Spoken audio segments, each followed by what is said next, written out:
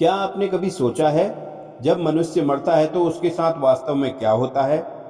क्या सब कुछ वहीं समाप्त हो जाता है, या फिर मृत्यु के बाद भी आत्मा की कोई यात्रा होती है?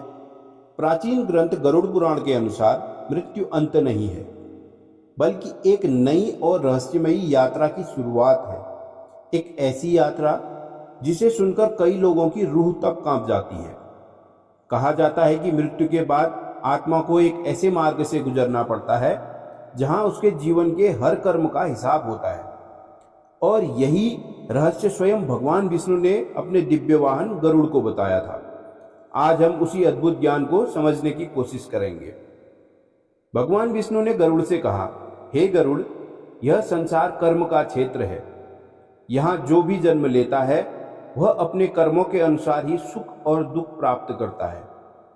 मनुष्य सोचता है कि उसके कर्म कोई नहीं देख रहा, परंतु सृष्टि का नियम बहुत सूक्ष्म है। हर एक विचार, हर एक शब्द, हर एक कर्म, सबका लेखा रखा जाता है। और यही कर्म मृत्यु के बाद आत्मा की यात्रा तय करते हैं। जब किसी मनुष्य की मृत्यु निकट आती है, तब उसकी सांसें धीरे धीरे कम होने लगती हैं। परिवार के लोग उसके पास खड़े होते हैं, कुछ रोते हैं, कुछ ईश्वर से प्रार्थना करते हैं।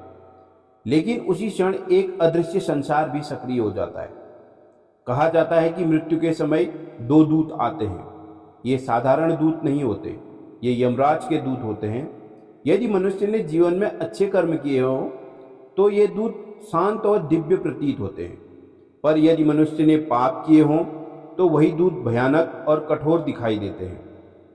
जैसे ही अंतिम सांस समाप्त होती है, आत्मा शरीर से अलग हो जाती है। शरीर वहीं रह जाता है, पर आत्मा अपनी अगली यात्रा पर निकल पड़ती है। गरुड़ पुराण के अनुसार मृत्यु के बाद आत्मा को यमलोक तक एक लंबी यात्रा करनी पड़ती है। यह मार्ग आसान नहीं होता। इस यात्रा में आत्मा को कई कष्ट सहने पड़ते हैं। कभी तपती हुई भूमि, कभी अंधकार से भरा रास्ता, कभी भयावह दृश्य। और यह सब उसके कर्मों के अनुसार होता है। जो लोग धर्म और दया से भरा जीवन जीते हैं, उनकी यह यात्रा अपेक्षाकृत सरल होती है।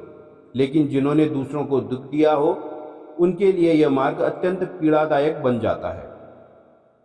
अंततः आत्मा यमलोक पहुंचती है। वहां न्याय के देवता यम विराजमान होते हैं।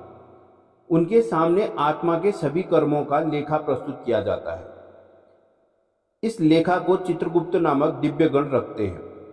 मनुष्य ने अपने जीवन में क्या किया, किसके साथ कैसा व्यवहार किया, किसे दुख दिया और किसकी सहायता की, सब कुछ स्पष्ट दिखाई देता है। फिर यमराज निर्णय करते हैं, आत्मा को स्वर्ग मिलेगा, नरक मिलेगा या फिर पुनः जन्म लेना होगा। गरुड़ पुराण में अनेक प्रकार के नरकों का वर्णन किया गया है। जो लोग छल करते हैं, जो दूसरों का धन छीनते हैं, जो निर्दोष प्राणियों को कष्ट देते हैं, उन्हें कठोर दंड मिलता है। यह दंड प्रतिशोध नहीं होता, बल्कि आत्मा को उसके कर्मों का परिणाम समझाने का एक माध्यम होता है। यदि मनुष्य ने जीवन में दया, सत्य और धर्म का पालन किया हो, तो उसे स्वर्ग प्राप्त होता है। वहाँ दिव्य सुख और शांति होती है। लेकिन यह सत्य भी है कि स्वर्ग भी स्थायी नहीं है। जब पुण्य समाप्त हो जाते हैं, तब आत्मा को पुनः जन्म लेना पड़ता है। भगवान विष्णु कहते हैं, आत्मा अमर है, केवल शरीर नष्ट होता है। गरुड़ पुराण हमें एक गहरा सत्य बताता है। जब मनुष्य के साथ मृत्यु के बाद कुछ भी नहीं जाता, न धन, न पद, न प्रतिष्ठा।